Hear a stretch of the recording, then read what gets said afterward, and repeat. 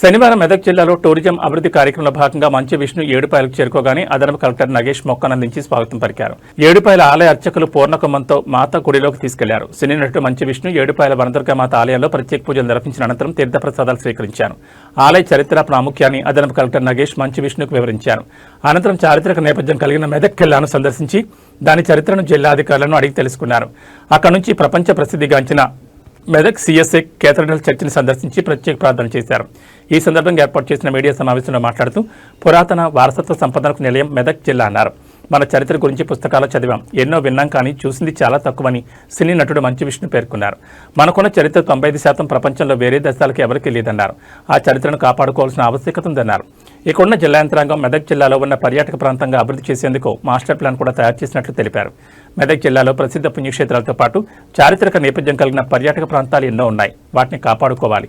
హైదరాబాద్ నుంచి మెదక్కు కోతబేట దూరంలో ఉన్న చారిత్రక పర్యాటక ప్రాంతాన్ని చూడకపోవడం సిగ్గుచేటు అనిపించిందన్నారు. మన చరిత్రను మనం తెలుసుకోవాల్సిన ఆవశ్యకత ఉందన్నారు. భవిష్యత్తులో నేను నటించే సినిమాలో కానీ ప్రొడ్యూస్ చేసే సినిమాలో అయినా మెదక్ నుంచి ఒక సినిమాకు అవకాశం ఇస్తామన్నారు. ఈ కార్యక్రమంలో జిల్లా టూరిజం శాఖ అధికారి Ramesh, municipal commissioner Naveen, municipal chairperson Radhika Bhupathiraj, vice chairman Donthi Naresh Goud, కౌన్సిలర్లు డిఎస్పీ ప్రసన్న కుమార్, మీడియా ప్రతినిధులు పాల్గొన్నారు.